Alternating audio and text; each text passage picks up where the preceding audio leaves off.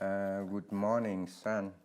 Morning, Dad. Yeah, Thanks for being here with me. yeah. Um, I think I will speak a little bit Vietnamese so that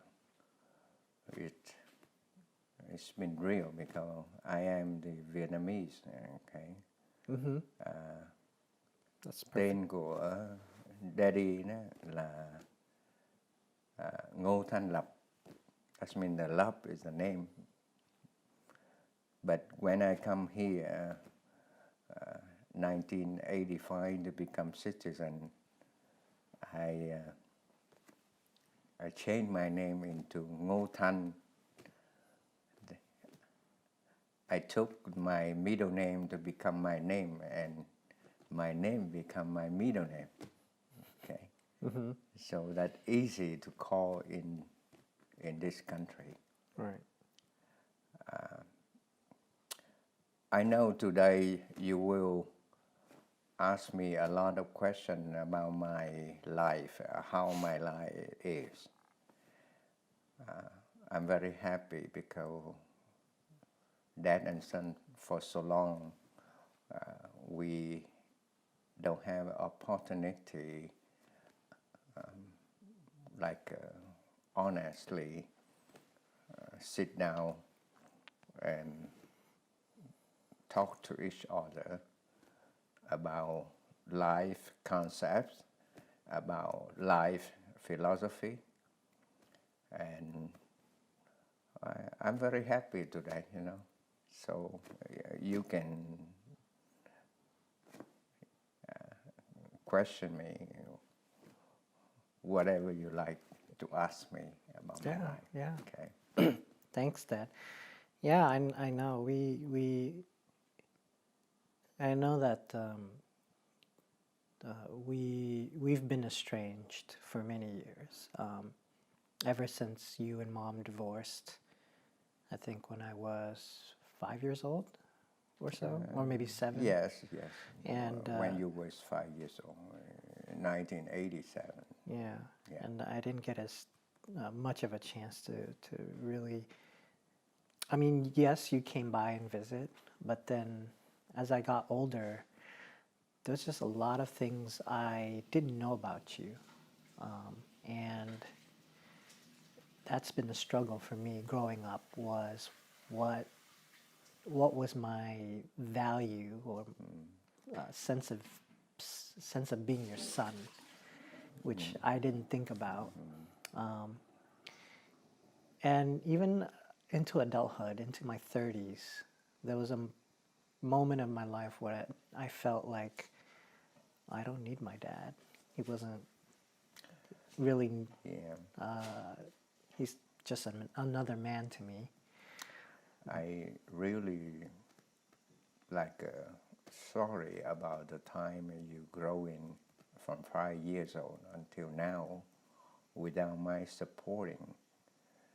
But right now I'm really happy because you found me. And Yeah. you found me, and then you forgive me for the time it's not supporting you almost like 22 years, 22, 25 years long. That's the long way. You growing up and starting in your journeys by yourself, see. But I have some belief. I know my son will be strong, just like me. When I was born in country in 1950, and very interesting because I'm born on the first day of Lunar New Year's. Okay, 6 o'clock on the first day of the first month. That means the Tết. Yeah. On the Tết day, Vietnamese call that Tết. That means everything new. Tết is new atmosphere, new season, new days, new hope, new happy, new life. Which is February 23rd in the 23rd. Gregorian calendar. It Yeah. is in the And actually, yeah, February 23rd, and my birthday is February 26th, so we're 3 days so apart. we 3 days from each other. So my life is a long journey. When I was 5 years old, I have a friend. His name is Tit, T-I-T. He older than I'm about 5 years old, but he likes to play with me about the bottle cover. We play like a dây thun. That means some of the very childhood game, you know. And then in one day, he supports the driver to Dongha from Quang Tri, about 15 kilometers. And he found out about 3 p.m. And then 5 p.m., it's the same day, I saw him back. I saw him walking back. And when my auntie, my uncle's wife, that's my auntie, say he already died. Oh my God, I'm sweat out. He died from falling off. Of falling off the car because he collect the money, and by neglecting, he fall off the car, and he already dead. Right. That's been completed the dead. Right. But you at saw 3 him. p.m. But I saw him walk back in 5 p.m. That means 2 hours later. That scared me. How old were you at the time? I was 5 years old. You were 5 years old. And he 10 years old. And I sweat out and then become sick. I'm sick because I saw him everywhere in the house, like a possessed. And then day by day, I'm not eating anything, I'm not drinking anything, until my breath going down. The pulse keep going down. Normally you have like a 90, 92, but I'm only 70 left. 70 beats per minute. Yeah. Your pulse. I see. And then sometime my mom told me that sometime in that moment, the pole is a flat line. No more. No more breath. And I was in that coma about 1 day long. 1 day long is too long. Mm-hmm. But my brain is not damaged yet. And during the time I was in coma, I could see my body. I'm flying like a hoover. I think my soul flying and looking to my body. The feeling of that is I can remember the whole thing. I'm being leading by a white clothes, I think like angel. And in Buddhist, we call it Bồ Tát. And I don't know, I don't see the face of that angel, but she maybe I believe it's Quang Yi. Quang Yi, that means Quang Thế Âm Bồ Tát, leading me and show me how the hell look like. I saw a lot of people. We flying on a bridge, and I saw a lot of people waving for their life. Plenty of people, thousand people. The water is up to their chest and waving. And Buddha told me that hell, the very dark and blue color, the dark blue color water, and boundless, that means immense. And then she took me to some place. I can hear the music and light, very white light, and music, ding dong in my ear. She said, "This is heaven."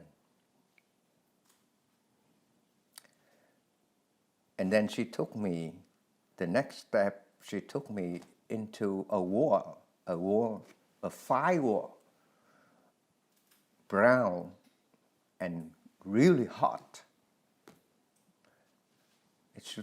She told me, Ajida, that means the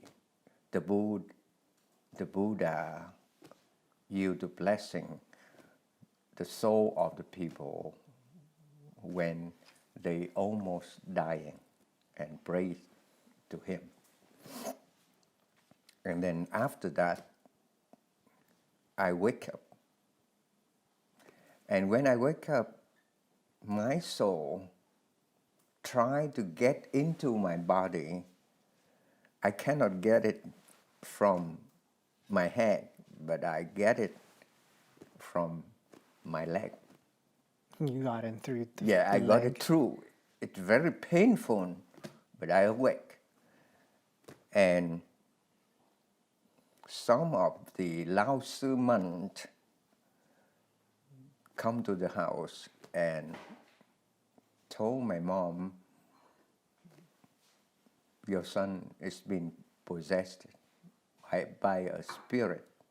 Buddhist monk, but Lao Sư monk, he very powerful. He captured his soul, the teeth soul, put it in the boat. I think the boat made by paper, and put it on tathan, and brought me to sitting on a chair to see him doing, to let tip go on that boat and flow away. And then after that moment, I believe teeth already gone out of my life. And because I was born in the very,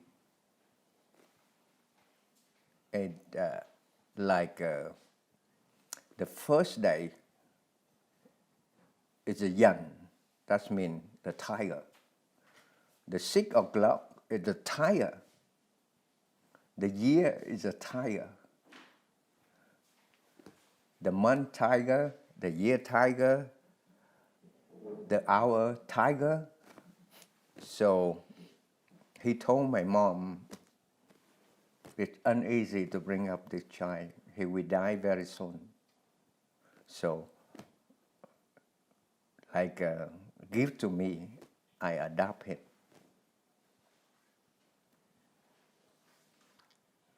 Yeah, when he adopted me, then my life been changed. So I'm not my mom's son anymore, but the Lao Sư Mong son, and he put in me some kinds of spell so that I can live without afraid of the spirit we call Ma, and very vicious spirit we call Quỷ. From that moment, I become stronger, and even I'm still young, 5 years old, but I'm not afraid of anything at all. Even somebody bet me, I give you $1, you go to sleep in cemetery. I went to there, I took $1. I took $1. I'm not afraid of Ma and Quỷ. See? But the very interesting thing, after that, I become smarter. See? You became smarter? When I was 5 years old, 1 + 1, I even cannot figure out equal 2. You didn't know 1 + 1 = 2? No, it's very stupid. I'm a very dumb kid in a family. Even I got, sometimes my mom complained a lot of things about me or my dad too. I say, how come I have a son that's stupid like you? My God, I feel very ashamed. So, well, at the time, let's see, Quang Tri, right? In Quang Tri. That's about how far from Hue? That's central Vietnam. From Hue is something about like a 30 kilometer. Yeah. Okay. But it's relatively a small town, right? A small town, a really small town. Okay. It's around like 100,000 population. And anybody know anybody. So know everybody. So even I like say the dog is already dying. That's how everybody know. That means the whole town know. Yeah, we know much of every people around. Right. So small town, about 100,000 by that time, and how by how it's very close. It's not have a gap like in this country. We have we have gap, but how it's like wall to wall, So you grew up. Your parents complained you were just a dumb kid. Because but then when I went to school, I used to take off, go to Thạch Hang River swimming. You would skip school just to go swim? Skip school because I don't like school. It's so bored. I learned nothing. Can you imagine it? In a class, there's about 34 students, okay? 34 guys. I'm stayed at 33. I rate at 33 because one guy was sick. He not went to class. That means I am the last of the class. That means the last student of the class when I was 5 years old. But then 1 year later, my father hired a tutor to teach me. He was, like say, in Đệ Tam. That means 10, 10 in this country, 10s, and he teach me to do math. He teach me the literature, how to learn, how to writing correctly. He's very good. And his name is Thong, Thong. He's very good tutor. So I pick up from him a lot. He taught me math, he taught me physics, he taught me how to writing correctly, language, okay? And công dân, that means how to live a good kid in the family or the good citizen in the country. And I become day by day jump from the bottom of the class to the second and to the first. From 6 years old, in a basically 1 year time span, you went from the last ranking kid to the first. top. Very amazing, because I become more talent. And then when I was 7 years old,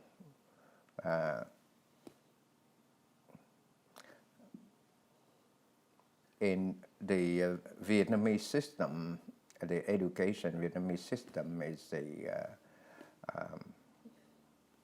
nhất, lại là lớp ngũ thứ tam nhị nhất.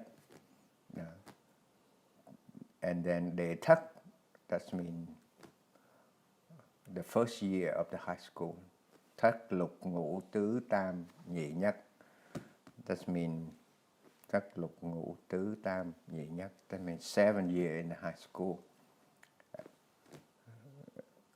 Like nhị, that means the 11th in this country, and nhất is the 12th. Oh, so it counts starting from backwards. Backwards, I see. Yeah, and then. Or in this country, we're the backwards. And yeah, I know. But Vietnam's forward. đệ thất, that means it looked like the first year of high school in here. Mm-hmm. I become very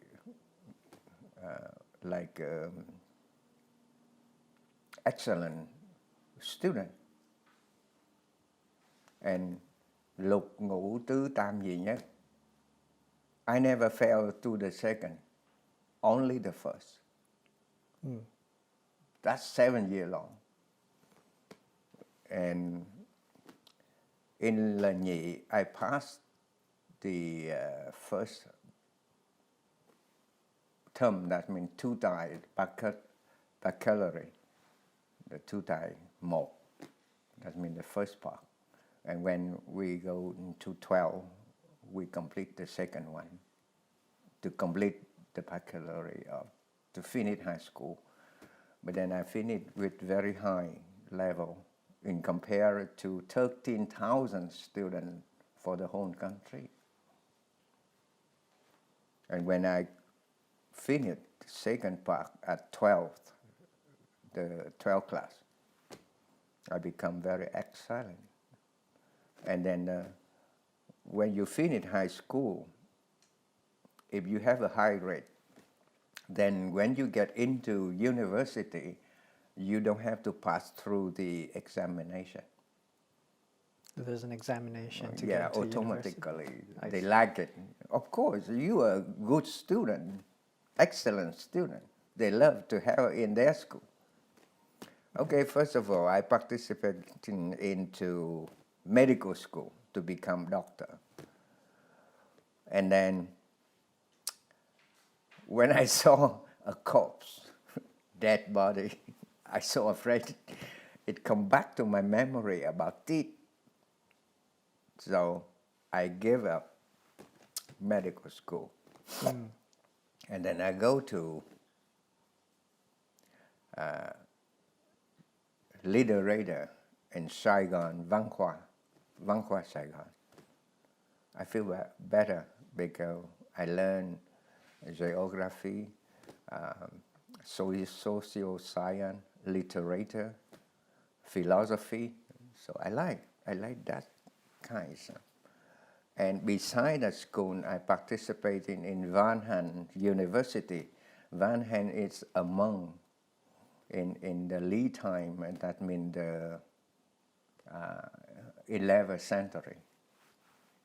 Van Han is the name of a monk. Van Han University is the system of the Buddhist university. So I participate in Van Han to learn about Buddha. Interesting. Yeah. Okay. And before we jump into the university years, I just wanted to ask you to kind of square away your childhood. What was so you said that you were raised with the Lao Tzu monk, right? You were adopted? Yeah, I adopted by a Lao Tzu monk, when I was 5 years old. After that, right. So you lived with him, or? I don't have to live. That's just spiritual son. Oh, okay. Yeah, Got it. it is not physical but spiritual. That means on some kinds of his paper. It is not my mom paper, my mom and dad paper. And what did your family do for a living around the time you were like 5? My dad is a photographer. Really? Yeah. He have a shop open when I was 6 years old. He opened a shop named Thiện Pháp. That means everything is from the good deed. That thiện, that means good deed. I learned about photography. My mom very good at the dark room, because before we don't have a digital right now. Right. We don't have a very advanced camera like she have. And we used to do by film. That means a piece of film, a big film. It's not like a 35 millimeter, but it's big one. Oh, yeah. That's almost this big. Full frame. Full frame.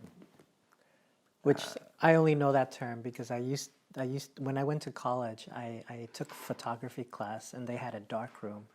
That might be the last year that they have photography with a dark room, because now it's all digital. I don't know which what year they delete that dark room, but dark room is a very hard work. My mom, she know everything. She know aces. She know apple, some kinds of chemical thing in order to make the film. What did they use for lighting inside the dark room? Like The lighting in the dark room, red, because people can see, but the film cannot see the red. Yeah. So the red, dark red. Like a candle? Bulbs. Or Yeah. Oh. And some, I don't remember, but some chemical to make the film done, and then to make the picture done. Wow. I wonder if Grandpa has any Yeah, both pictures. film and picture in there. And if you don't know how to do in the dark room, you can be overdone. The picture will be dark, Yeah. and overdone the film will ruin the film. So you have to do it again. You have to call your customer come to do it again. You know, that's very frustrating. So Grandpa ran a photography shop. Did he? And he did photography. Yeah, Like yeah. what? He very good at And photography. then He professional. Grandma Grandma a professional in worked in dark the room. dark room. Interesting. What kind of pictures did they take? Like family photos or? Family photo and portrait people. But he make it bigger, larger and larger. The picture very good. He's good. He's excellent in the city. No one can compete him. Yeah, we make an excellent. So in the whole town of The whole Guangzhou, town. it's Yeah. like if you want a photo, you go No to competitor. him. Okay. And I learned from him that skill when I was 6 or 7 years old. And once he went to school to learn English, because by that time English, nobody can speak English at all. See? But people knew 57. French, maybe, right? 1957, he went to learn English, and he gave me the photography shop to run by myself with 7 years old. Wait, what? But you had to sit in the photography shop no, at I 7 have years to old? climb on, step on the little chair to take the picture for people. But the people like it because I have the same quality like my father. Wow. Yeah. I learned a lot about photography. And later, like you asked my friend or Auntie Lon, she only trusts when I took her picture. See? Talking about the philosophy of photography, I mean, you have to arrange the background, the object. For female, you have to use the background softer. For male, you have to use background stronger, like a bridge, like a construction, a building. But to a lady, you have to use a background like flower, a garden of flower, immense ocean view, something like that, to make the lady become softer in the picture. And don't ever put your object symmetrical because it's so funny. You have to be like a 2/3. Yeah. 2/3 in here, 2/3 here, and far view, and don't ever take a very close view. Close view make people become uglier. Far view, you can hide all kinds of defects. See? So yeah, you had techniques to make people look good, essentially. One thing I have to tell you, when I was 10 years old, okay, my mom is selling the rice in the market, and my father, he joined the war's psychology division to become a photographer to film all the battlefield. He's a journalist. and he working in Saigon. And my older brother only 12 years old. I'm 10. My younger sister, Yilon, is only 7. And Yisuan is only 5. And we sneak into the train to go to Saigon. It's 1,000 kilometers from Quang Tri. I think 1,000 around that. Just Kilometer. the 4 of you, like 4 kids, 4 kids, no adults. no adult, and we looking for my father, our father, in Saigon. Right, which is a huge city. Did you even know where to look? We even not figure out how Saigon look like. Saigon is a big city, and we take adventure, a journey without money. Without money. To buy a ticket. Did grandma know? No, we sneak out. You Oh my gosh. I can imagine how worried sick she was when she finds out her kids, 4 kids all gone. They didn't even tell her. Because we're afraid of if we tell mom we're looking for dad, and then she will not allow us to go. Right. So we just sneak out at night and sneak into the train. So the 4 kids go together to Saigon, and we sneak out at night in the train without buying ticket.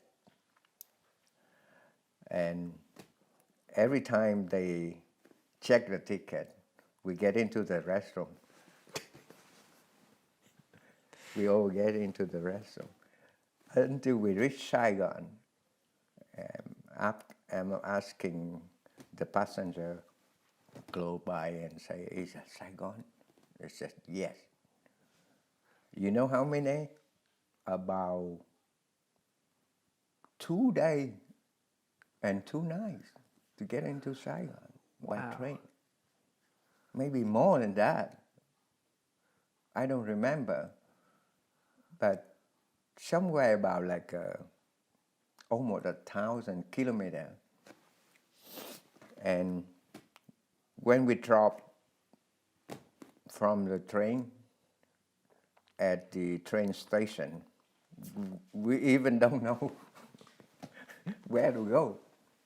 And luckily, it was a gentleman.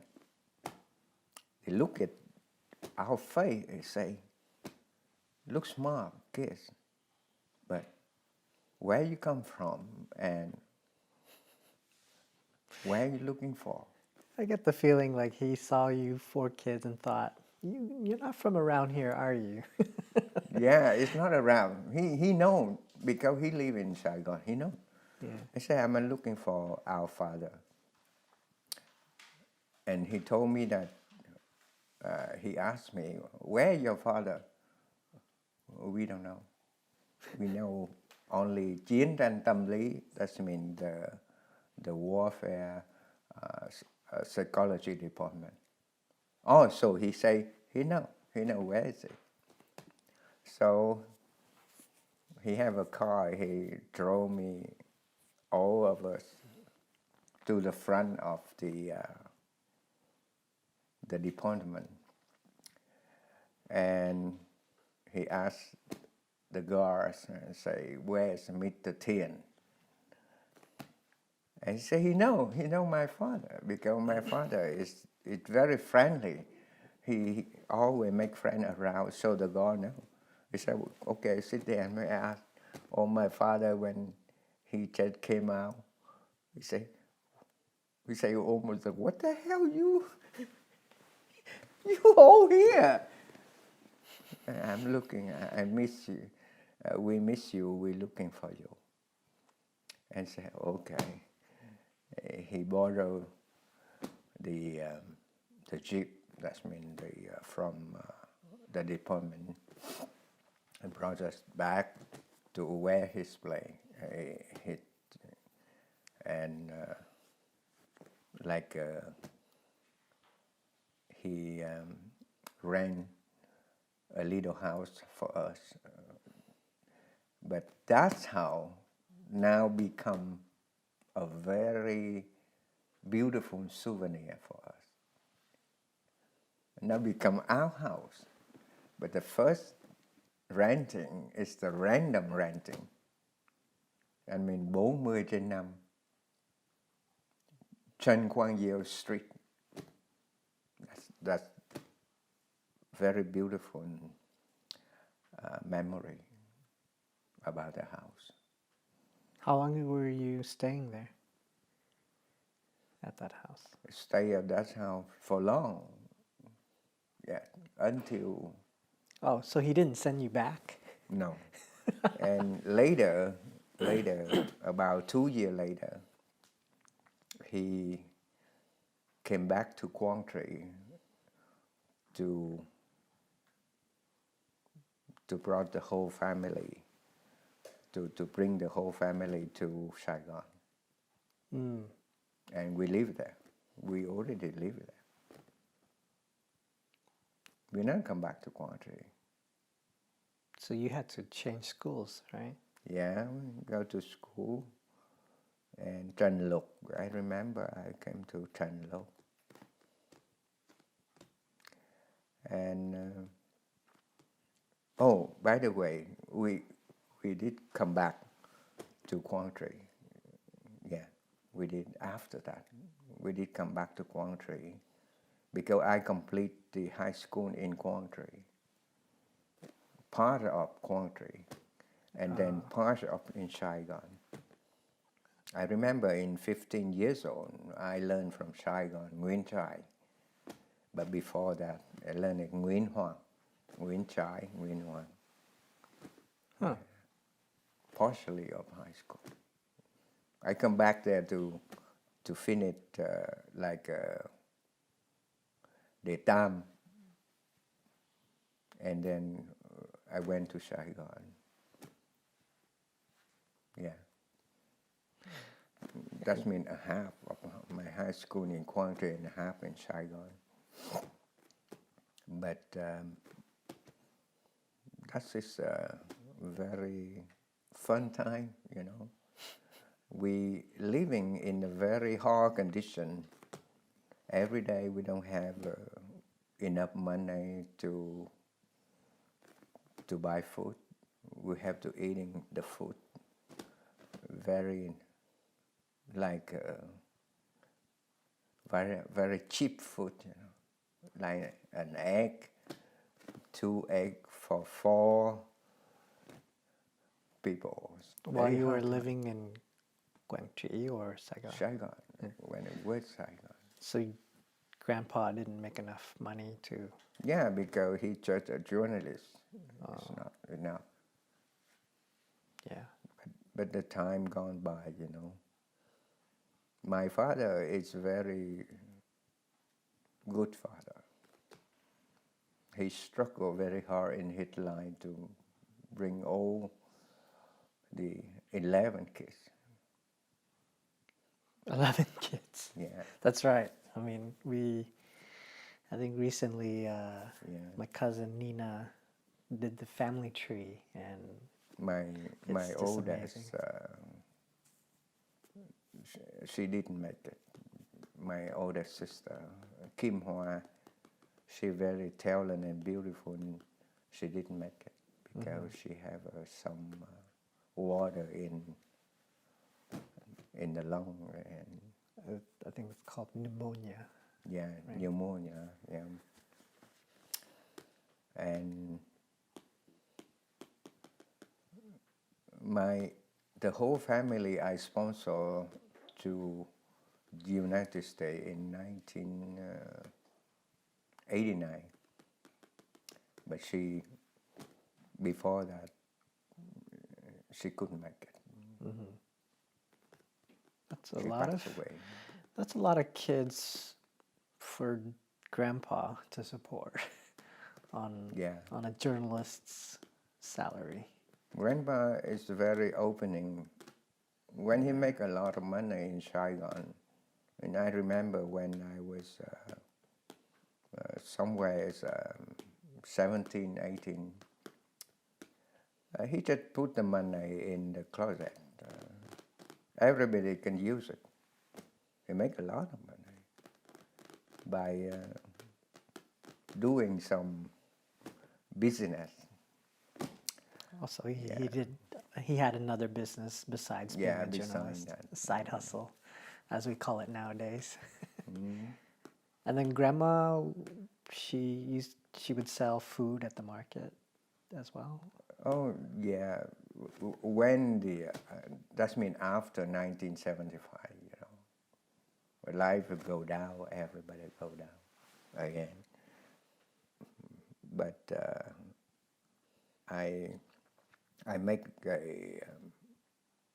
Let me tell you about my military life. When I was 22 years old, when I finished my first BA in Saigon Văn Hoa, that means literary, the philosophy and literary. And then the wars in 1972 is very heavy.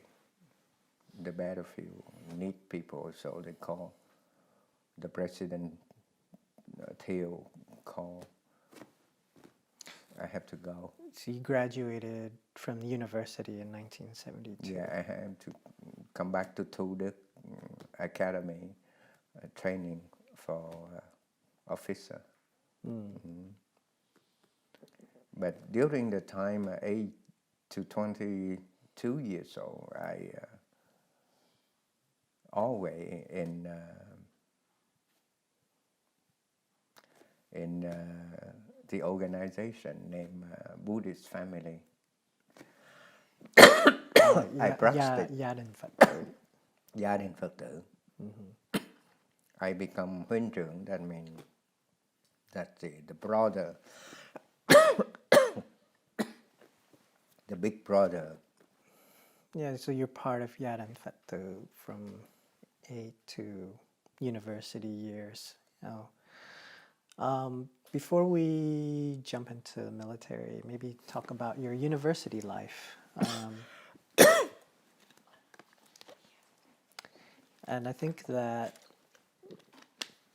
so you graduated from high school, I assume top of your class, like out of 13,000 students.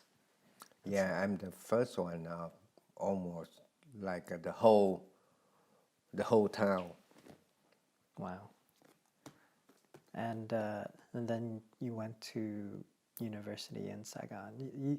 Was it just one university, or so you had three? Oh, you went to 3 universities at the same time, or at the same time? Wow.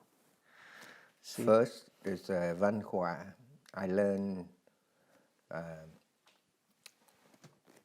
literature, philosophy, and Vietnamese language. To Van Han, I learned about Buddhist theory and social science. And to the post office school, I learned the telecommunication technician. That's amazing. Yeah, but I complete the whole show. And until 22 years old, that means somewhere 1971 to 2, yeah, 1972. So I have to call. I have a call from government, so participating in military training, Thu Đức. What made you? Did you volunteer to enlist? Yeah, Or volunteer, because my my older my older brother, he's graduated Navy. He's a lieutenant in Navy, so I still have a 1 or 2 more years to complete my education. But I would rather go, because I don't want every time I walk back to the street, the police check the ID and the paper. Are you 18? Are you 20? That very frustrated me. So I joined the army to be sure it's not be disturbed, wearing the military uniform to get rid of that frustration. wait. So your one of the main motivations, or I guess it's a benefit if you are in the Yeah, first military, of all, then but at least you pay something to your country like other soldier, other people, We're the same generation.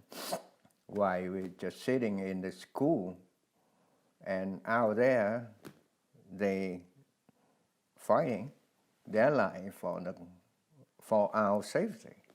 So did you I make a share, fair share.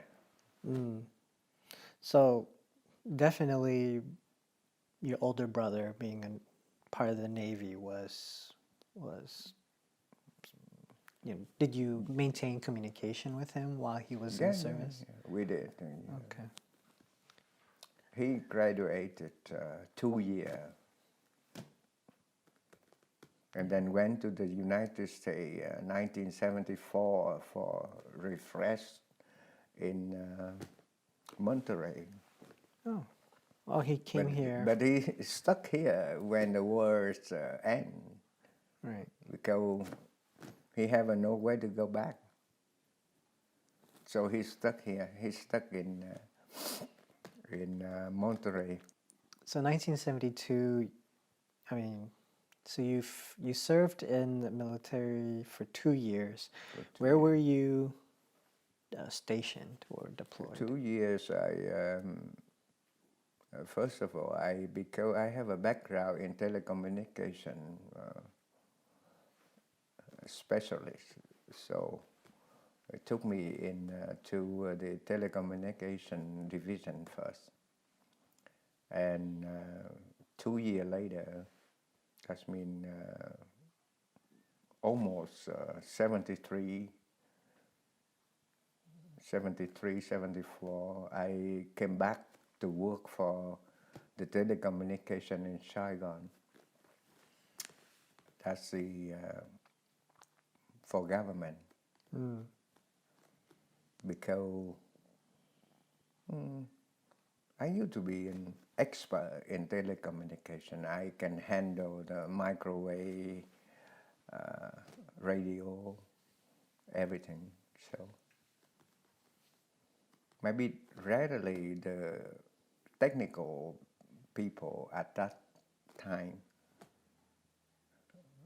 because in the post school I learned it, but that knowledge is only like a few people in the country know about the telecommunication. Yeah. That's new to Vietnam. That's why they sent me back to the government department of telecommunication to work there. So I served in the military about 2 years. I see. And come back to the government department, telecommunication. I think 74 to 75. Oh, so you were out in the field before you were brought into working as a telecommunications officer, or did you serve in the military for 2 years in? Yeah, everything is telecommunication. Okay. Yeah, but during that time, I went to school. I have time and went to school to complete a couple 4 years. 4-year degrees. Yeah, so I learned a lot of things in life. And, I know I'm not guy like beside you to share all kinds of very good philosophy of life for you to make you feel lonely on your journey. Knowledge is very important. Yeah. Just because I learned a lot when I was in Vancouver in 1971, like a librarian. I worked there, part-time work there. But instead of go home, I just stay in the library to read all the books as I wish. I have the ambition reading book, and my record is almost like half of it, half of the library. I mean, all kinds of knowledge in this world is in that library. You have to dig up philosophers, Jean-Paul Sartre, Pierre, Buddhist, Jesus, Jewish, all kinds of cao đài, hòa hảo. We learn everything, social science, about geography, history. My most interesting in the history. That's why I remember the whole history. Vietnam, China, Mexican, Russia Revolution, the first 1917, Bolshevik, Mao Zedong 1949, and Wow. I know almost everything about history. This was during your time in the military, or? Yeah, during the time I took the part-time job in a library. I read almost books, everything. Wow. To enrich my knowledge. And when I was in the Buddhist family organization, I used to be a speaker of every meeting or every training, only every seminar. We have almost like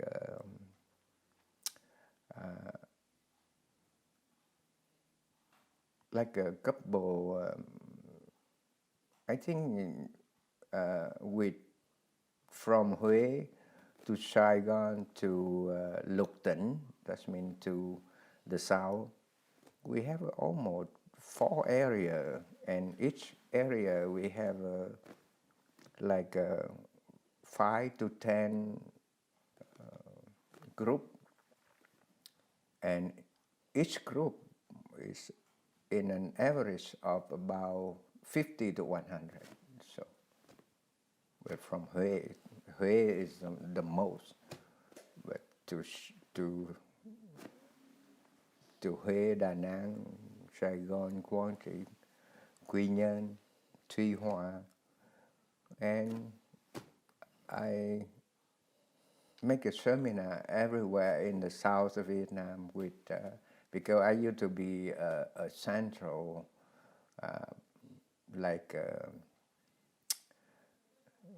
not an officer, but like a brother in a central organization of Buddhist family. So they sent me to teach the people to build a new organization, new group.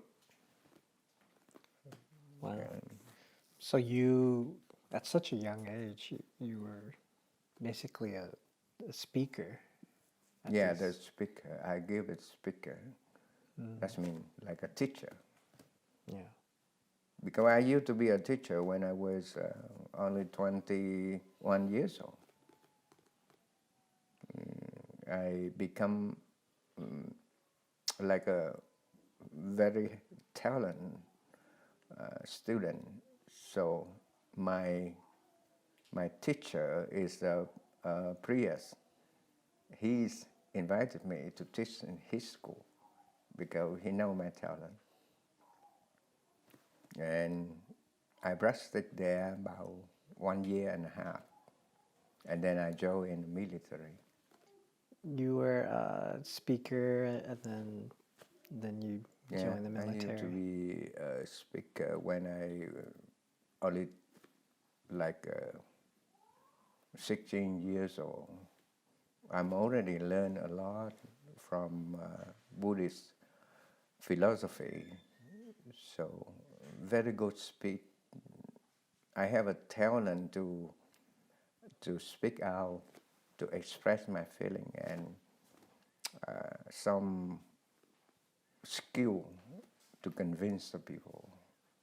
That's why in the organization always success me like a speaker for them.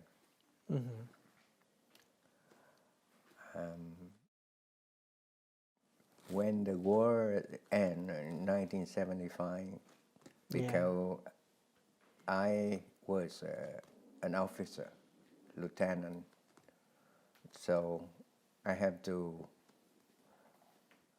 went through the Viet Cong prison, like a concentration camp, about 3 years long. And when they released me in 1979, and 2 months later, one of my fortune teller customer organized a trip to fly to Hong Kong. After they've been failed a lot of trips, but they believe in me if I'm captain. But I have no skill to drive a boat, but they believe that. They believe that I have some kinds of bless from above. So they organized, and I brought Uncle Lloyd with me. 5 days and night, we reached to Hong Kong with 175 people together. In a small boat, I'm guessing. It's around 3.1 lock, that means about, can be somewhere about 50 people, but we stacked like a sardine. We stacked 175, And 4 months in Hong Kong, we live in Sam Su Po camp. That's used to be a police academy camp. I worked there with Sir Nguyen, and because I have a background of the military, so they let me. And beside that, your uncle, that means Uncle Locke, my big brother sent some letter to sponsor me. So I come to San Jose because he lived in San Jose. I remember the first time I landed in Los Angeles airport, the 21st December 1979. And 3 days later, we celebrate Christmas in Lake Tahoe because I want to see snow. My You've never brother seen brought snow me there. at that up to Yeah. that point. Yeah, that's true. Your university life. So you went to different schools and you learned different subjects. What did you do? Like, did you work part? Or Oh, during the time I was in Văn Hóa University, that's mean the literature faculty of Saigon University. I doing selling the lesson. That means the note from the teacher to the student. And frankly, I make a lot of money. Like I sell each lesson about $5 per like a 20 page. But the student of the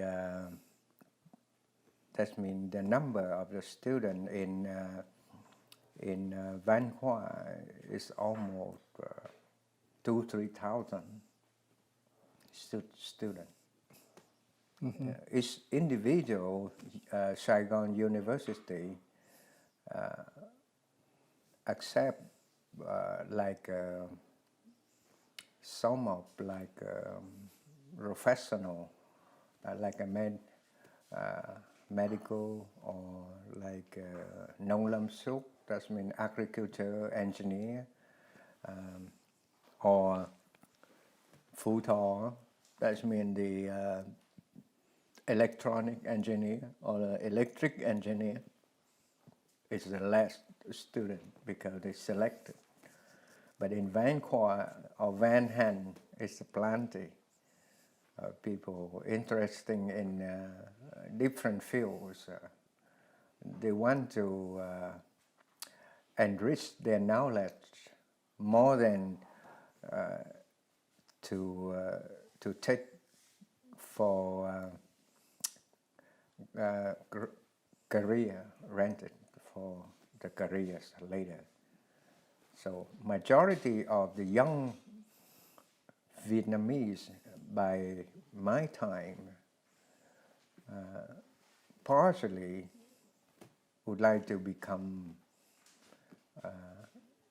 more specific career, and majority of the people, the young people, would like to learn, enrich their knowledge. And that's why I study a lot and in different university, because I think the knowledge, my knowledge needs to be built in a different angle of education. I learn philosophy, I learn social science, I learn like religion, literature,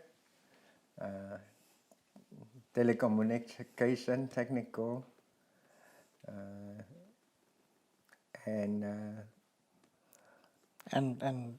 you learn all these things, and I guess you definitely reinforce your learning by having to take notes, and then you would sell the notes. I took note.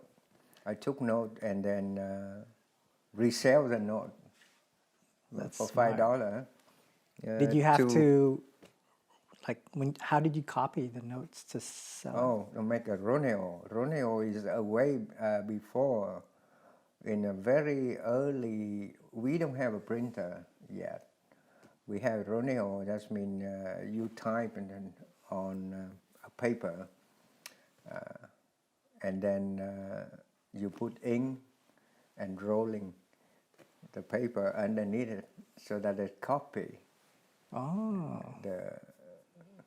All the sheet is copy the note out, and you stack it by 20 or 10 per subject and then resell it to the student. I make a lot of money. I cannot believe that.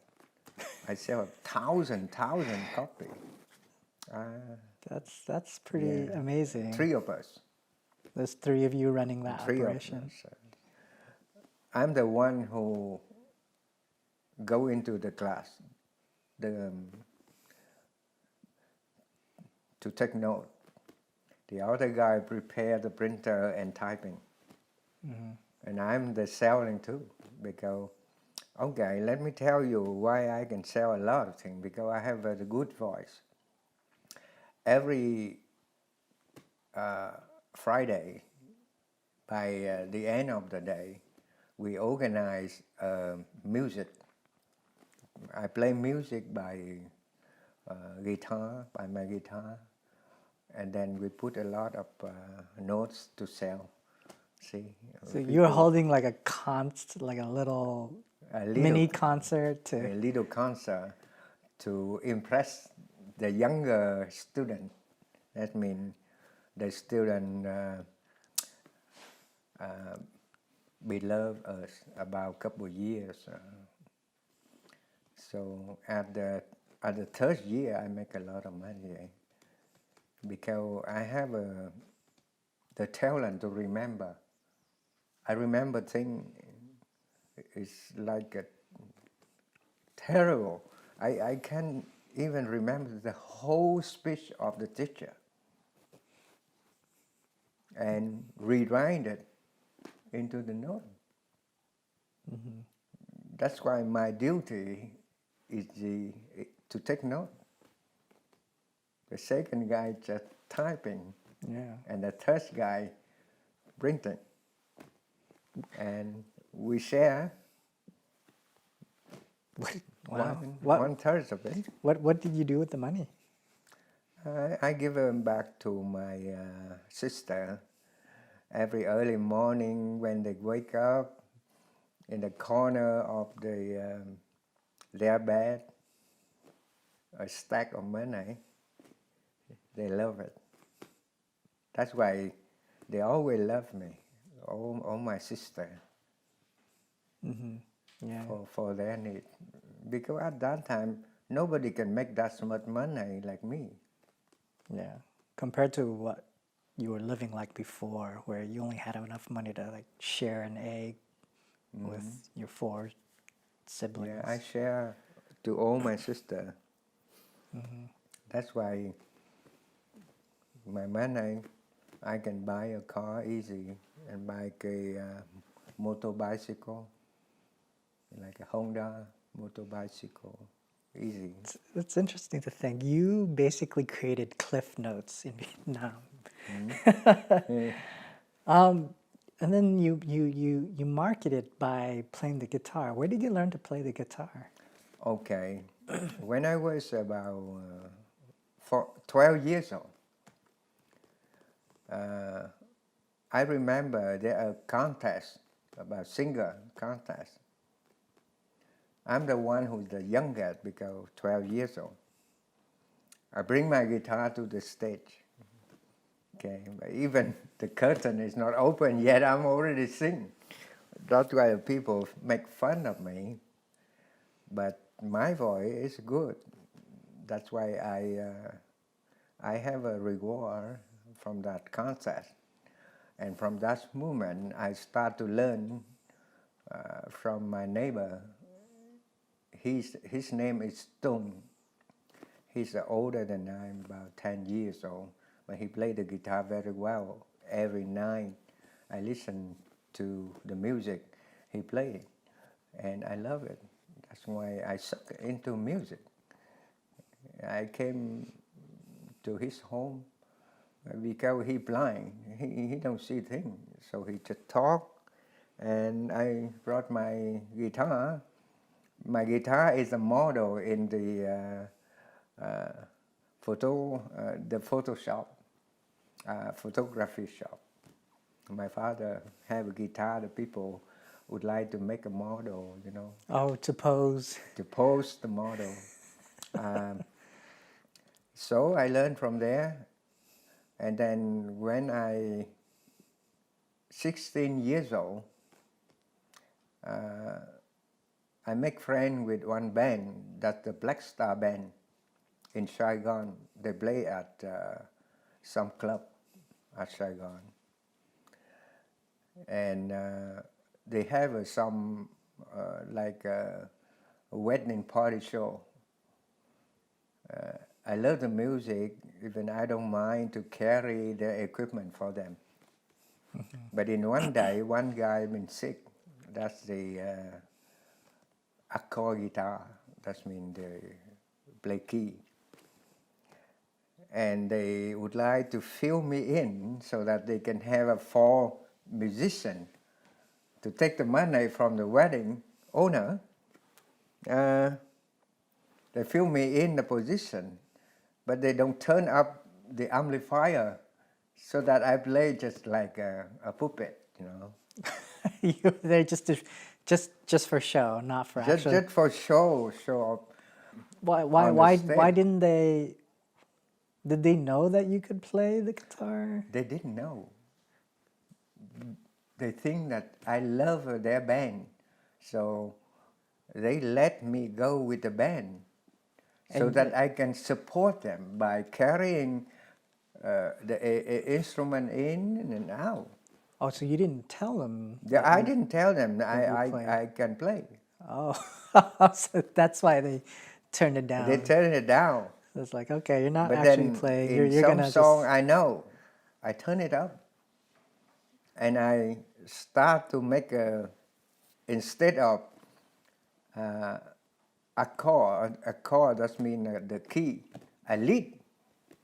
And when they heard my lead guitar because some song, even the band, is not familiar, but I love the music. That's why I know that song. When the ladies sing, I lead. Oh, they surprised. Later on, they say, you replace that guy. Wow. Yeah. So you were part of a band. Yeah. Since 16? And then in some of the big concert, my hair is long.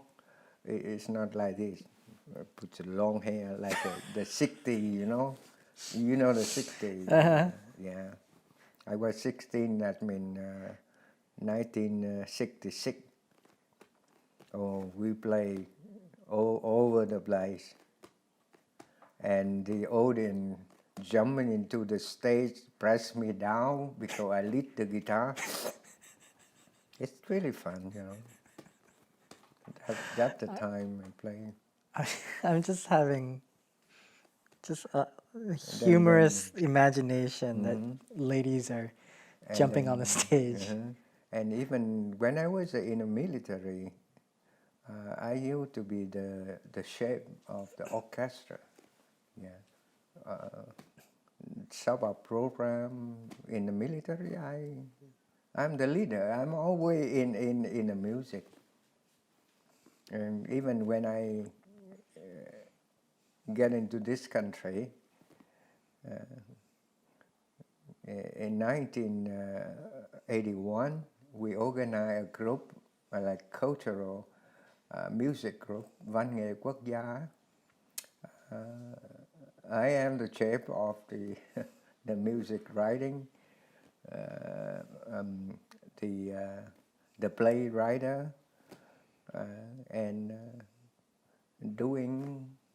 training the people how to sing it right, sing a song. And the purpose of the group is to ignite the young people about some kind of like Doanh Sinh last time. Yeah, we have the purpose to make the people clear about who are you in this country. You are the Vietnamese refugee. See, you came to this country because you love freedom. You have to be a good person, I love freedom.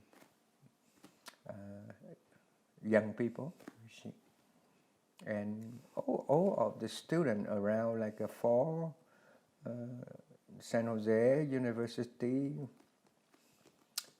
Mission College, De Anza College, and San Jose College, and they join us, almost 100.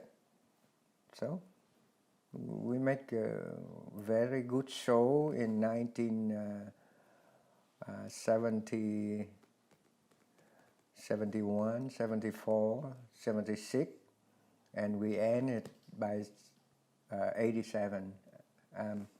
We made the show 1981, 84, 86, and we finished by 87. So your mom used to be a member in the group, before in 1981. I remember that time just get married to your mom in April 25th. But then April 30, we go up to San Francisco to demonstrate the freedom.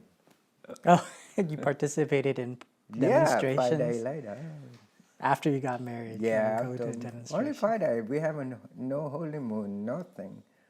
We are fighting, freedom fighter. How did you meet Mom? Where did you meet Mom? I met your mom in a party in a Quê Hương restaurant. In San Jose? Where she took the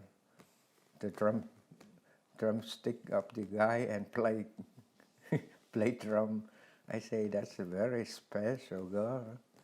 So I made friends with her, and then later, and she have a martial from Bao Chuan. Martial arts? Martial art from Bao Chuan. So instead of I protect her, she protect me. That's the funny thing, but I love that thing, I didn't know. Oh, wow. That explains why Mom put me through Taekwondo.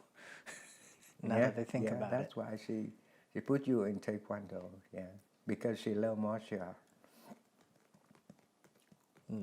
She showed me how to kick her. That's fun. But no regret that that's even it. The marriage is no longer, but I'm not blame anything on your mom. Because sometimes it's end with no reason. It still end. It's just like your journey, You go, and then you keep it going. But when you get in time, you stop. That's the nature. Mm-hmm. So, you born in 1982, and Viet in 1985. You February 26th, Viet October 5th. That's all I have. Well, yeah, and then I'm just thinking, like, you came to the United States, you met up with your brother in San Jose. What was it? When was that? 1980? 1979. 79. The 21st. So you arrived 1979. I was born 1982. So we're talking about very short time span where you met my mother, you got married to her. I dare to marry. You dared to marry? What does that mean? Because I have nothing. I working as a technician at, not even a technician, a tester at Transfer Association. By taking up the opening in the unemployment division. Rarely people go to the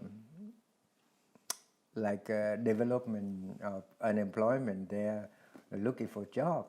But then I see a ranger telecommunication, and then I took it. Right. Yeah, and then only $7.25. How you get married with that salary per hour?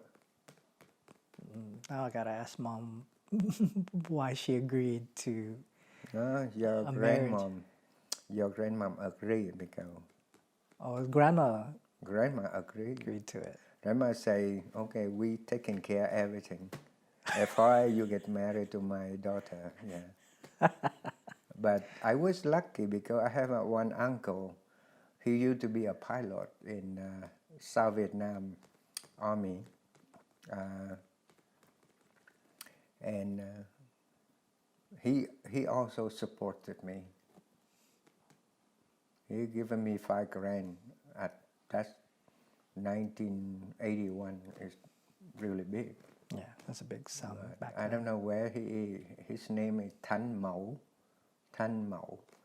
but I don't know where he's living now. But I'm missing him. He's like a wonderful uncle on my mom's side. Yeah. Wow. So- So got married real quick, and I was born. So I working very hard after you was born, and I get promoted. Maybe you my lucky star, and moving up from 7 to 12, from 12 to 15. Yeah. 12 to 15. And we ran a house.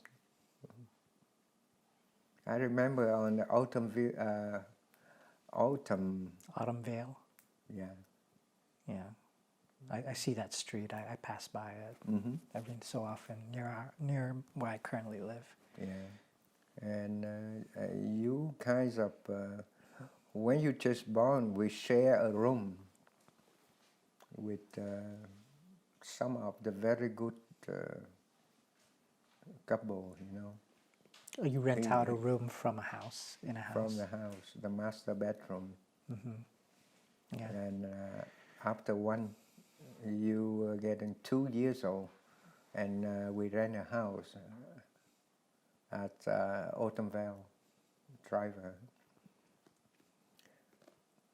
Then life kept going until we purchased the house, and then the marriage broken.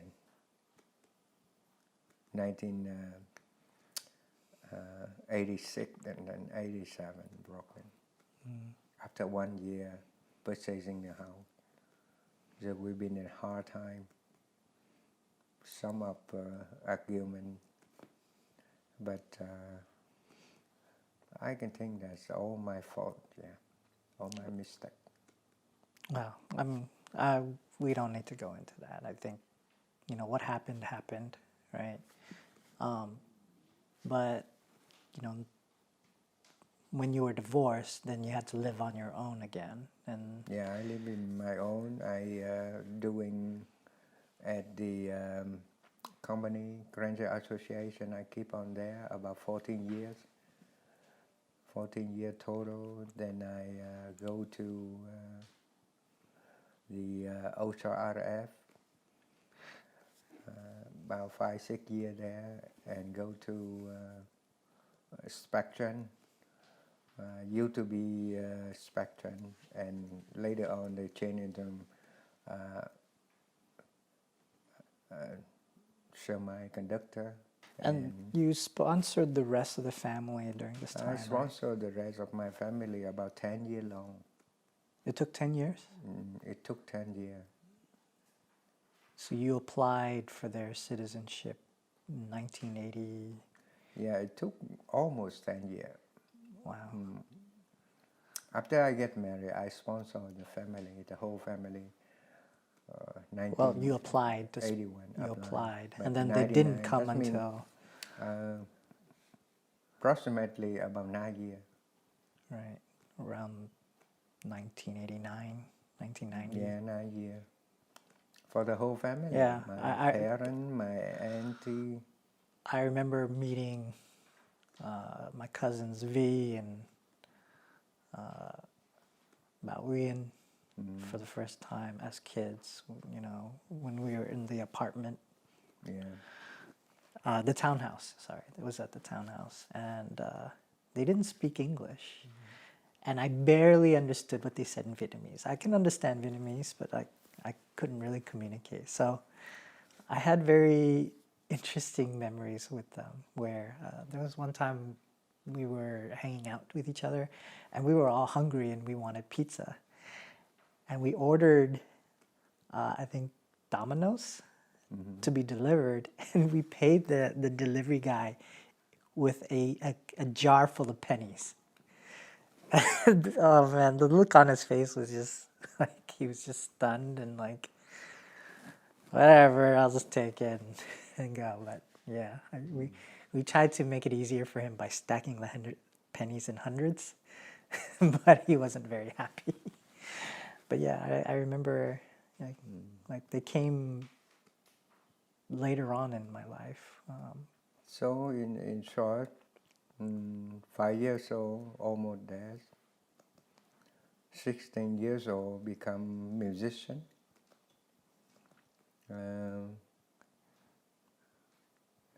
But also the family, you know, Yeah, your side of the ran in family, the family. they like you started a family band, didn't you? Yeah, the Ngo family band. Yeah. That's 1984.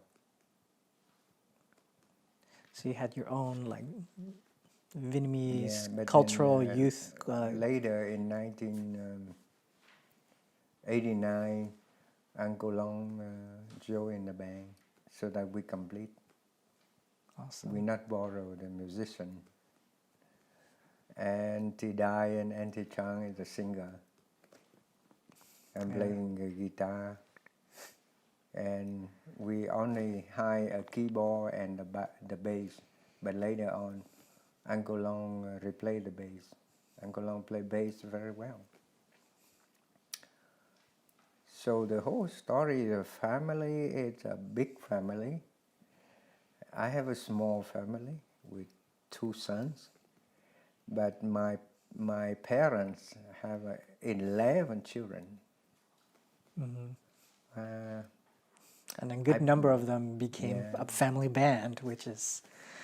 I learned a lot of things, a lot of different fields, a lot of different angles, and I can play music, I can play guitar, I can play keyboard, piano, the flute, the drum, very good at it, everything in the music field. Even I can do in the computer, like I can do slideshow, I can Photoshop, and all kinds of talent in different fields. That's I wish, because when I was young, I wish I become a talented person. And in Buddhist family, I always a good speaker, a good teacher, and sometimes sitting with some monk in order to bring all the Buddhist teaching out to the people. And people question, we have to answer. So if I don't have the base of philosophy, I don't have the good logic in the way I talk or I respond, the people will not listen to me, right? Yeah. Sometimes a group, like last time on the remember the day of Bà Chúa Xứ in Châu Đốc, organized in in Sacramento. I given down the speech about the history of bar, and people are very interesting in because everywhere I go, I study first. Yeah. Carefully study, prepare ourselves, just in case we jump into that situation. How we handle it. See, I always prepare myself to handle in a hard time, in a convenient time, or some of the question can get me into the deadline, see? But luckily, your dad always fluently answer and convince people with my answer, because I take all the examples very close to the realism, to that mean to your life, to what are you sitting here, to what are you listen to what are you thinking daily. You confront, or you satisfy, you unsatisfy, everything you have to learn. And Basically, all the things you knew from philosophy, you shared with people. but I have a capability to read mind from people, to can read their mind. Read their hearts too. Yeah, Yeah. through their eye, through their reaction. The thing is because day by day, when you learn a lot of things, it will ignite in you the talent of reading people. Because if you talk to a group of a couple of people, you cannot be grown enough. But I'm challenging, I dare to talk to a group of 1,000 or about 13, 15,000 people. You have a gut. If you don't have a gut, you sick. You even cannot speak. But I was trained myself by a couple very smart Buddhist monks. That's what I learned from them. How they very brave, sitting in the open market. And you know the market in Vietnam is not like a supermarket in the United States. The market is just a place. You're sitting in the central of the market. That means around the people, yelling, selling, bargaining, see? But you have the standstill spirit. That means it's not a neglection, but standstill spirit. It means that if everything happens around, just normal, and you can speak out what you want to speak. I learned it from a lot of very good teacher. That means all the Buddhist monks. They taught me how to handle the situation. And that's why when I give a speech to somebody, like I used to do in broadcasting station 96.1 FM. Oh, here in San Jose. And the people love me. I do in 1989, but that's barely, but officially it's a 1992 to 2008. Oh, That's that a long. Yeah, I met up with one of my friends, Yung. She was in high school, but she said she knew you from the radio station. Yeah.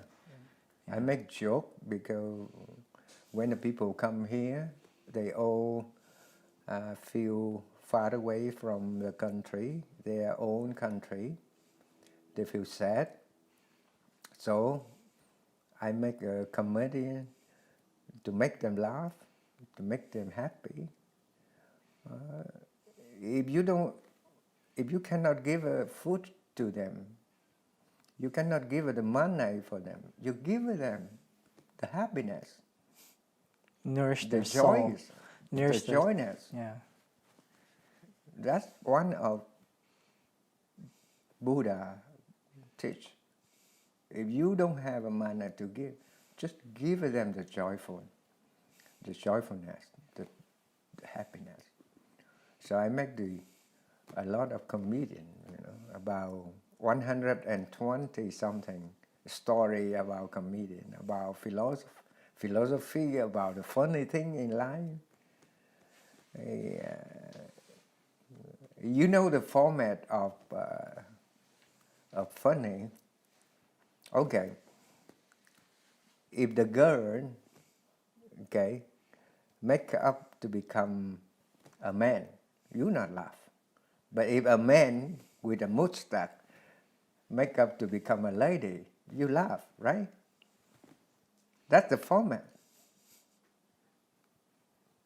Mm-hmm. Something in reverse is the format. But if a lady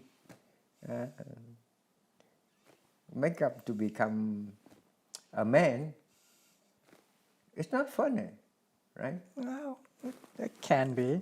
Yeah. It depends on the joke. No, but if a man with mustache, with a big leg, a lot of hair, and wearing a robe of lady, see how funny. That's the format of laughing. Mm-hmm. Laughing, we laugh to anything. Is like not in a properly way to see in life. See, in the reverse way. Right, unexpected. Unexpected. Or you laughing just because sometimes you telling the story, but the meaning have in Vietnamese like have a two meaning, one good, one bad. Yeah. See, so in Vietnam language, there are plenty of slang and plenty of the story make you understand sometimes this way, but sometimes the meaning in the other way around. Like the poem from Ho Xuân Hương. Ho Xuân Hương is a poet. She described a cake, but instead of the cake, the people think of the lady. See? So that's the way how the Vietnamese language becomes smarter, because they have the second meaning. Double meanings. Yeah. Like thân em thì trắng, that means the body is white, phần em tròn. That means, and it's born like a round shape. See, when she said in her poem like that, the people think of something else. See, something else. It's I not, see what you mean. That she's describing. It either could be she's describing a cake, and describing or a person, something on the body of the lady. Right. So Vietnamese language is deeply smart, and it have a lot of different from area to area, the way we describe things. And in the north, the way they talk different from the central or from the south. And even in the south, there's about 6 big city in the south, but each individual city speak different. Kind of like how in Greek you had Athens and Sparta. Yeah. Right? They have their own cultures. Each city had their own culture, essentially. Yeah. It depends on the history, you know. The central used to be the Champa area. That's why all the slang of Champa influenced into the central Vietnamese. Right. And at the north, there are a lot of Chinese. not only China, Mongolia come, China come, French come, all kinds of mountainous people, Seven, Gia Đai, Gia Răng, Gia Rê, Mọi, Máng, Mường, see? So a lot of ethnic group. That's why the language is a mix, like a melting pot between the people. You can conceive Vietnamese just like the United States, like a melting pot, because we used to be 100 tribes,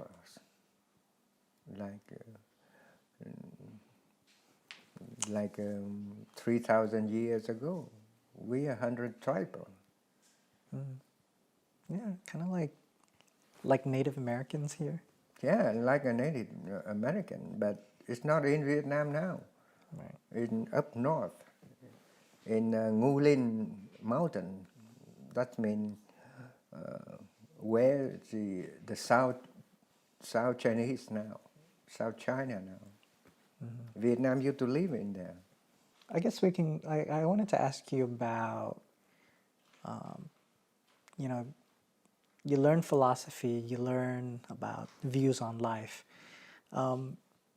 Like when the war in Vietnam ended, 1975, you were an officer, you got caught or what happened? I could escape from that brainwash camp, but because when I was an officer, some of my neighbors know. Right. So they will tell the Viet Cong to catch me anyway. Probably out of fear that if they didn't report, then they would get in trouble. But they will, because when Viet Cong just came, everybody is very nonsense, you know, innocent, know nothing about Viet Cong. That's why they think Viet Cong is to change their new life, make it happier. That's why some are very, I don't say stupid, but naive, yeah. Naive people believe in them. That's why I cannot escape. I used to be an officer. I wear my military uniform, and they saw me already. Right. So that's why I was in the concentration camp about 3 years long. Yes, you were in the concentration camp, and then you got out. How did you survive? Yeah, I think I remember I just got out by the 1979, early 1979. I don't remember the date. But then when come back home, very happy. But I went to my, it's not my girlfriend, but my singer, in duet singer, Tuyết Lê, and she ignored me. Okay, I feel really sad, but I went back home, and then the guy at the guy looked like, it's not a policeman, but the guy like a communist security. They asked me a lot of questions, you know. They would like to keep me informed. I feel very frustrated because it's already released from the prison. So how come you control me again in my street, and where I live? So I sneak out to Thanh Xuân, anti-Thanh Xuân, the group of cultural activity, singing everywhere, you know, like at the show, music show, and sneak into that group to become a cooker, you know, for people, because I dare not go up to stage to sing. I afraid of they will recognize me. So I go there. It's about a couple of months. Then when I come back, I don't feel happy because my life is so miserable. At night I cannot sleep at home. I go to my friend, it's Thanh Tung. He let me sleep because the security, Viet Cong security guy there, he familiar with, he's not a friend, but they familiar to each other. That's why I can stay in his home. But then I feel, it's what my life is now. So. Because you're hiding, essentially. And then, but what do you survive if you don't make any money? You have no job. My job before, I can feed the whole of my 5 sisters. But right now, I don't have a penny. So I sneak out to do the fortune teller to earn a little bit money from people. And then I perform a tutor to teach a young lady, a couple like the second grade of high school. I teach them math and anything I can do, you know, to get money. It's hard time. Mm-hmm. But then one of my customer organized the trip, and they think I am their lucky from God. They believe that. So they invited me, why you join the group to escape, because they are half Chinese and half Vietnamese. By that time, the Chinese can organize to escape from Vietnam because they would like to, Viet Cong would like to grab everything from them. Because when they leave the house, they leave it to Viet Cong, they leave all kinds of building, everything, and even business. Right. So Viet Cong let them go. In the other hand, they can take everything from them. But then it was lucky for me because that lady organized a trip to escape from Vietnam, and she say, me is like a savior. Okay, I go. Without pay, okay. And I brought Uncle Loy with me to Quy Nhon, and then we escaped from there. 5 days and nights through Hong Kong. 4 months in Hong Kong, and then 1979, the 21st, land here. What month? December 21st. December 21st. I remember because 4 days later I celebrate Christmas in Lake Tahoe. That's why the most I can remember. Yeah. Yeah. And then so you lived here in San Jose, just when you got here, were you living with your older brother? Angoloi? Oh yeah, yeah. I live in San Jose, and my friend is Chuan Man Hoa, one of my best friend. He let me sleep on the couch and not paying him anything. I pay him about $80 per month. Good enough. That's it. Mm-hmm. And free lunch, free meal, free dinner. He say welcome. Because he was an engineer already, so he have a lot of money. By you remember by 1979,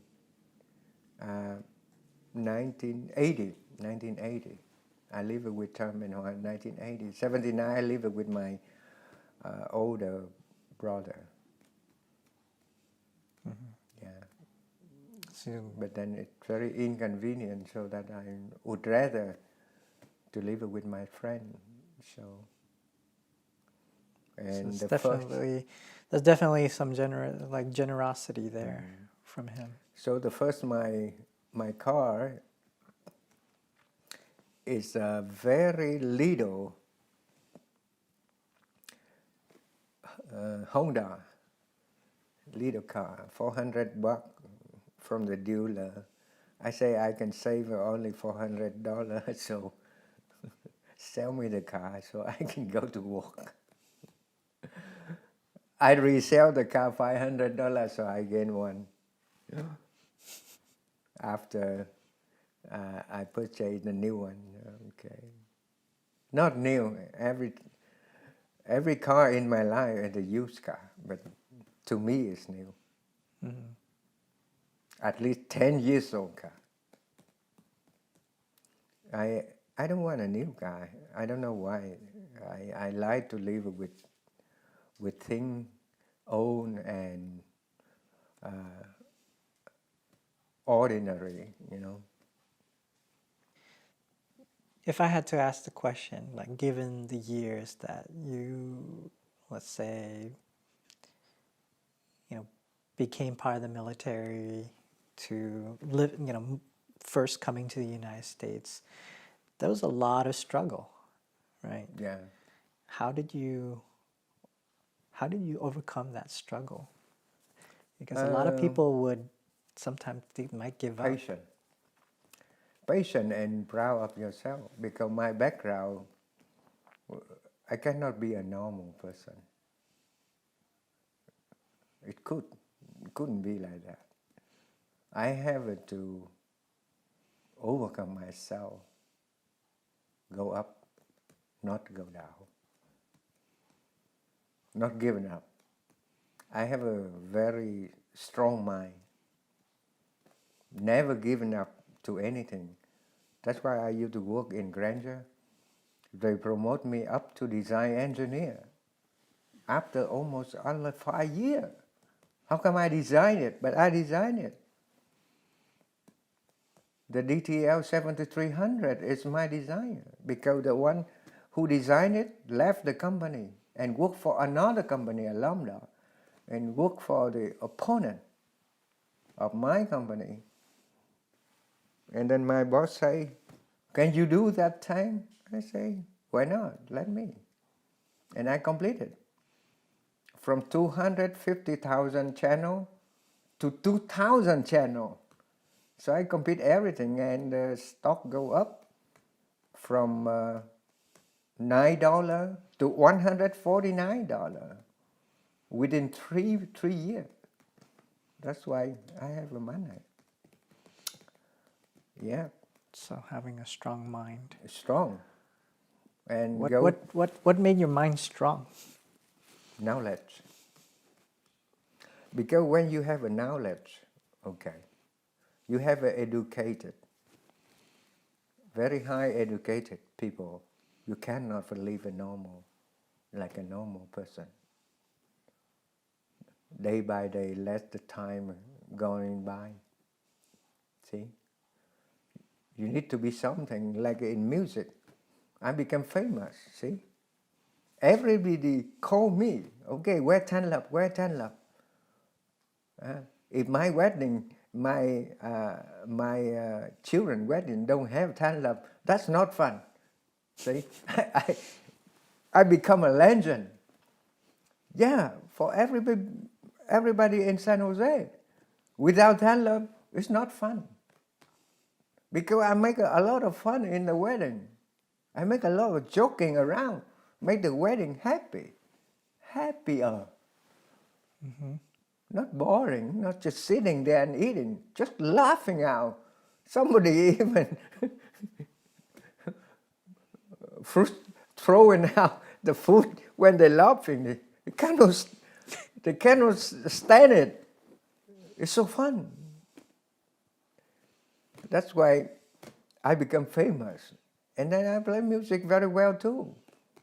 That's why both of them, speaking, make joke, and playing music, and singing.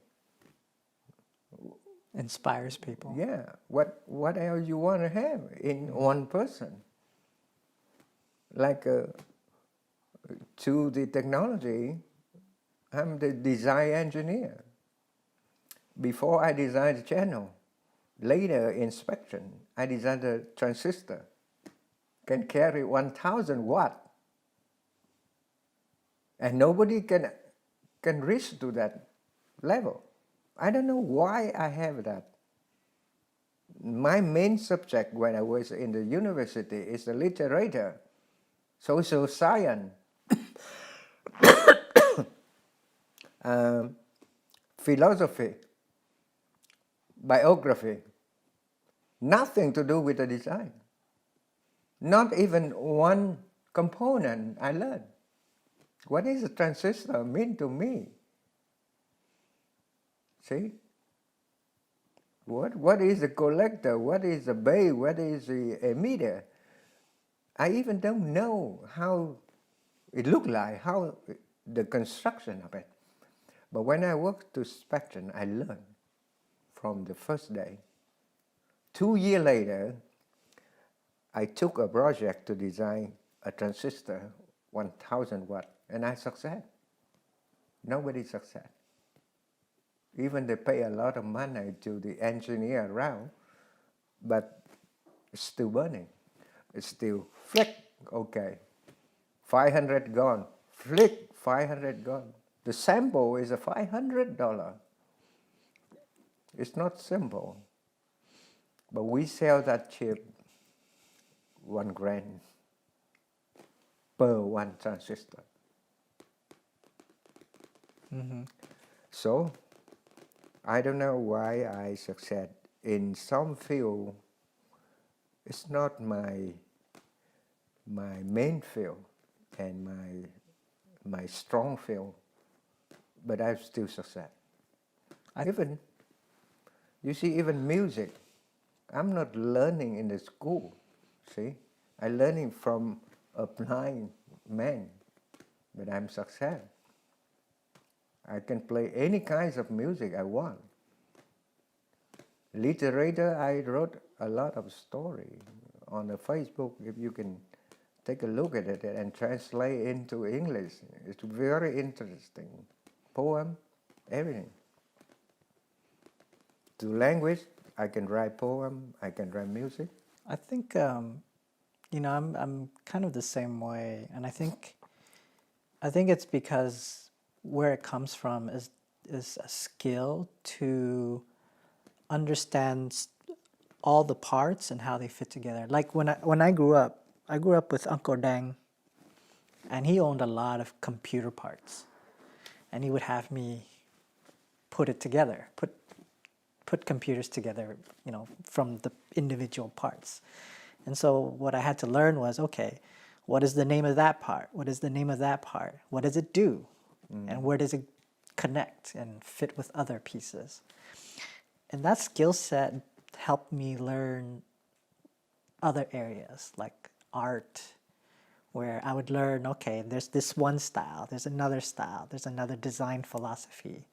How do they relate to each other? You keep doing that.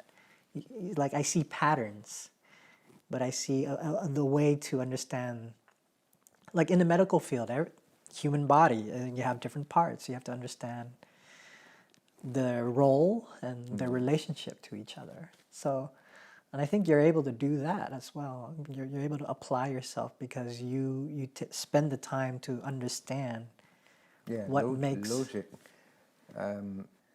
The most important is how to open the key. You open the door, you need the key, okay? And what is the key in a design? Okay.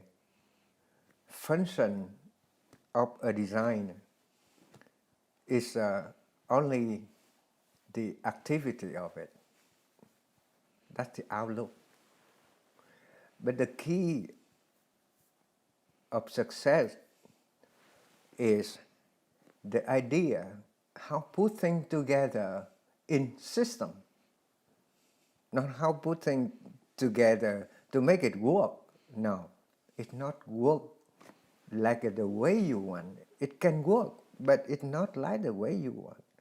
Like when I designed a transistor for 1,000 watt pulse, 250 microsecond. The thing is how to make it not burn, because your sample is very expensive. If you burn more than 10, the company will lose about 50,000. See, it's hard to take challenge. You can make it work, but it not work the way the customer wants. See, it's hard. So the key is how to comply with the customer requirement. I'm thinking of. It's hard. So I go back to design the test feature. I say the part, in theory, it should work. But then how come every time we bring up to about 800, 900, it blows, pump.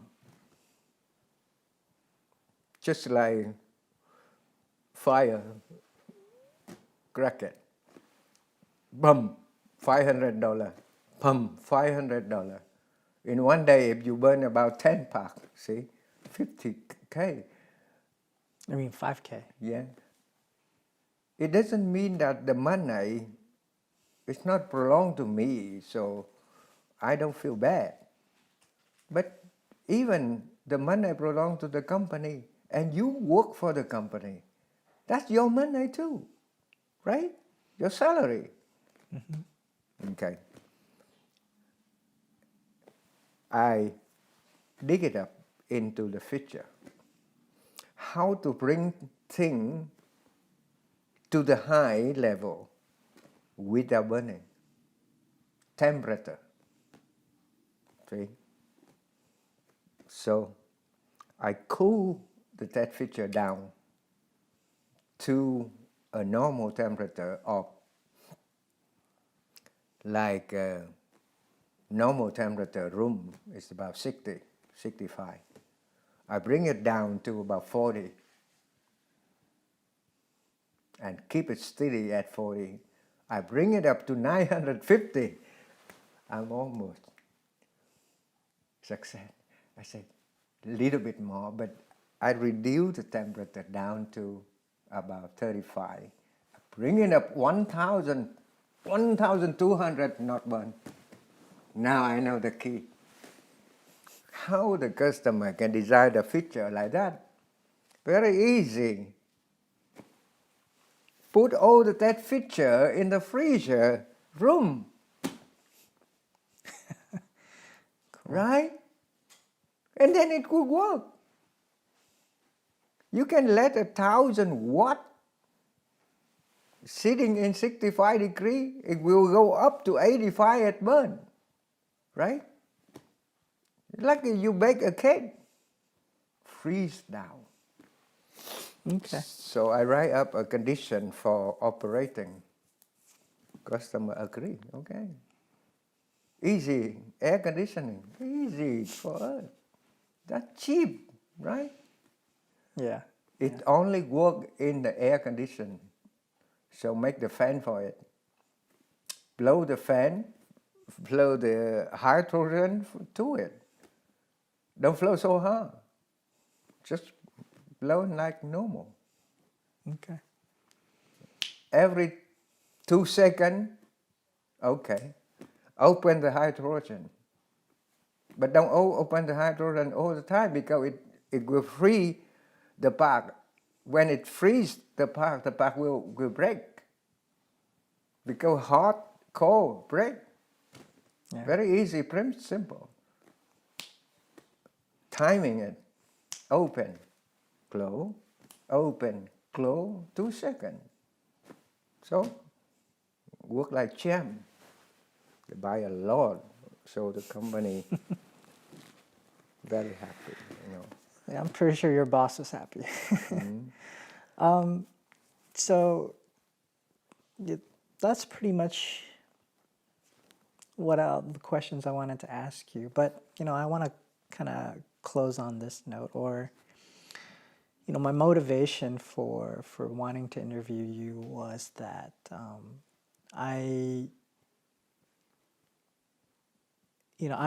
kind of a leader among the Vietnamese youth, where Right. I was part of the group that put together the latest Tâm hội sinh viên, or UVSA, for Northern California.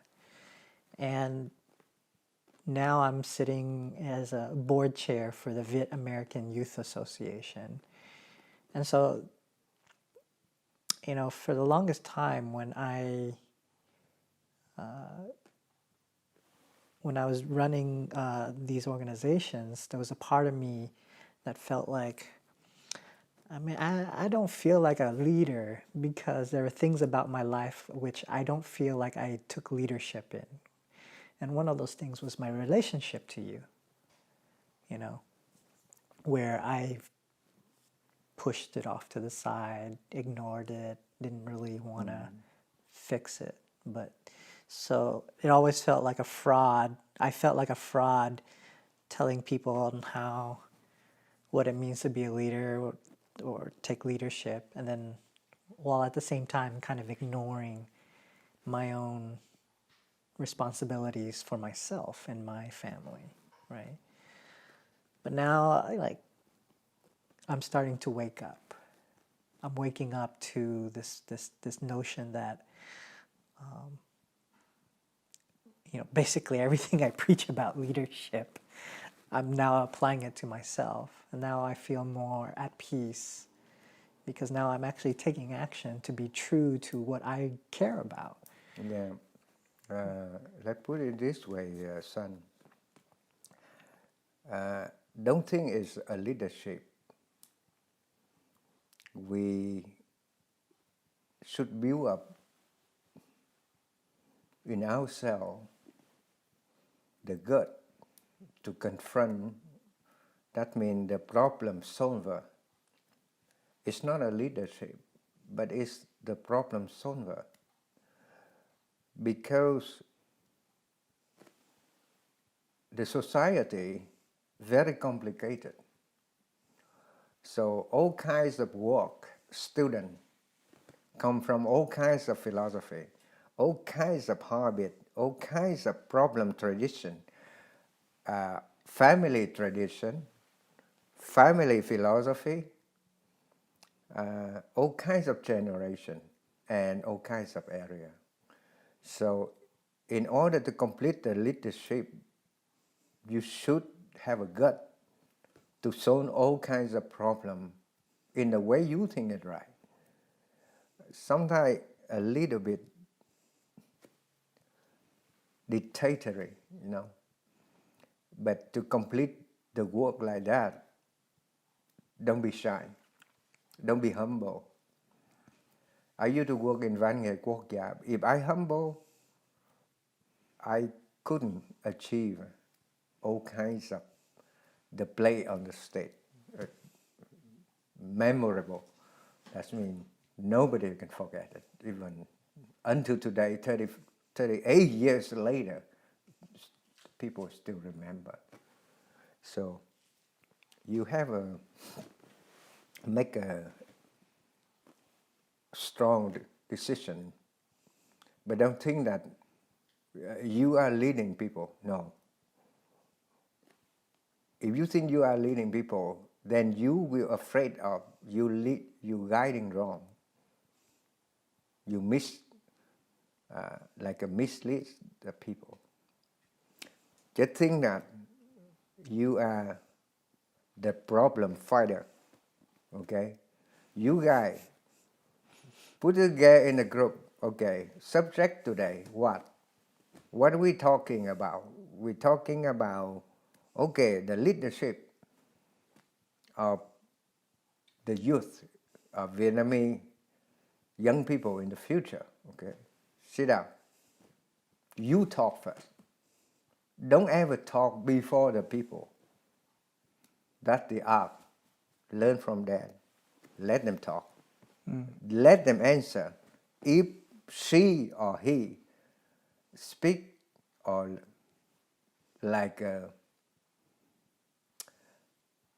give this example in her mind.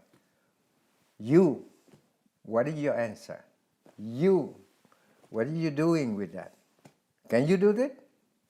That's the leadership. More Leadership is not me to answer.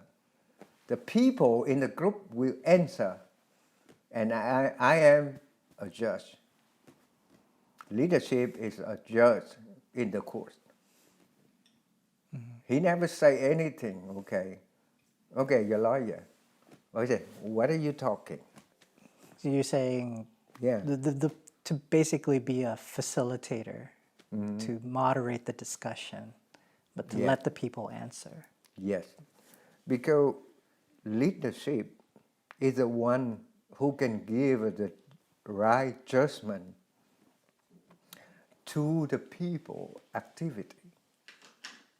The suggestion, the idea, you inspire them to do their work. That's the leadership. Leadership don't do the work. For example, when I was the chief of the performing art group in the Đoàn Văn nghệ quốc gia. Okay, this is it.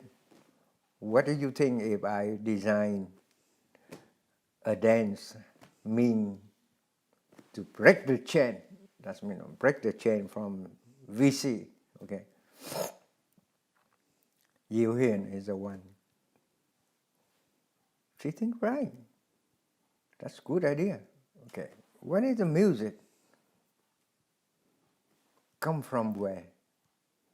I took the music revolutionary from Poland. Dun, dun, dun. See? It worked. Her idea. I just stuck in my mind. And she trained herself and the group follow her. Because she's a very good dancer.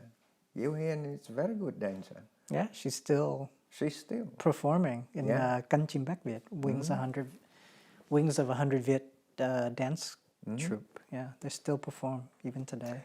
So, you think that if you'd like to achieve in your role, all you do is you ask the right question to the right person and let them answer to what the other would like to say.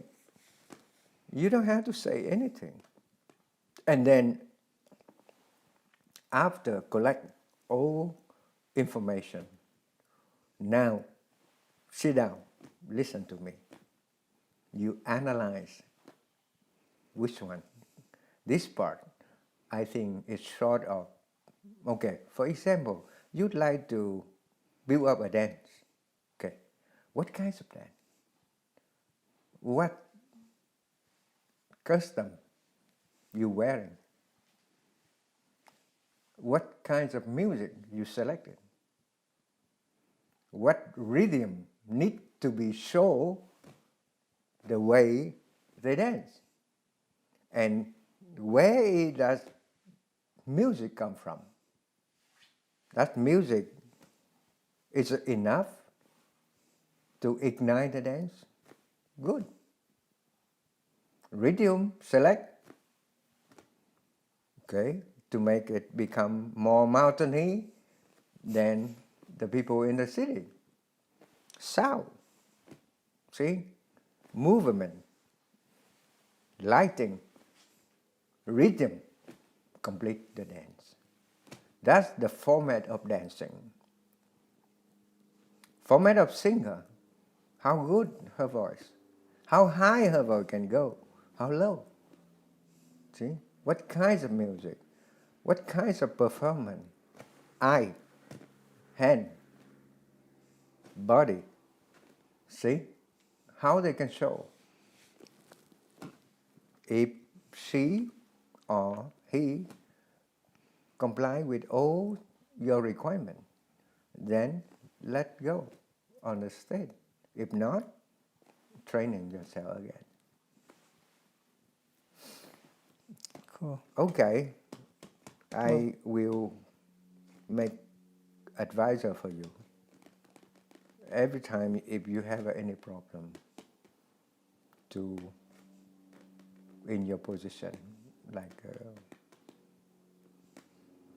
don't think that a chairman have to do a lot of things more than the other people. The higher position do less work than a lower.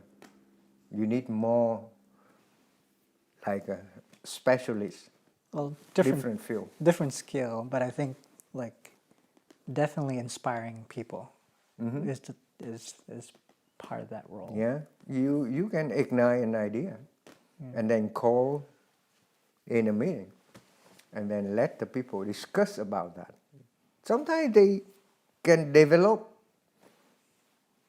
the subject better and easier to understand. Right.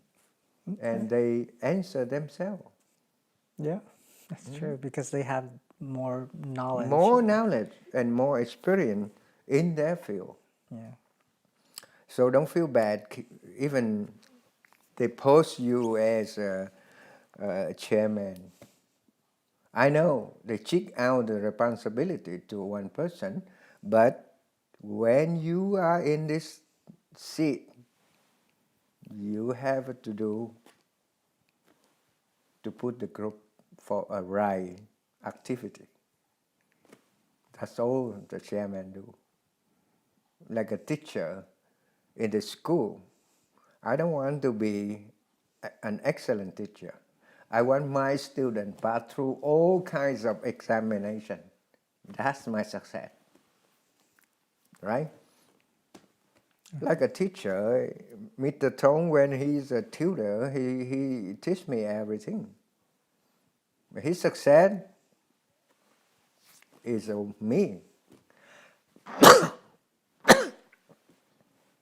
right? Because I'm after he teach me, I carry on his knowledge and fighting in my life, and I succeed. It's only that tutor, that movement, miracle happen. He bring in for me the knowledge, he bring in for me his experience. He explained to me all kinds of things about life, about principle, about logic, about knowledge. He gave me a lot of gift. I owe him a lot. After that, from the bottom, I jump into the first of the class. In a very short time, less than 4 months, his knowledge is really admirable.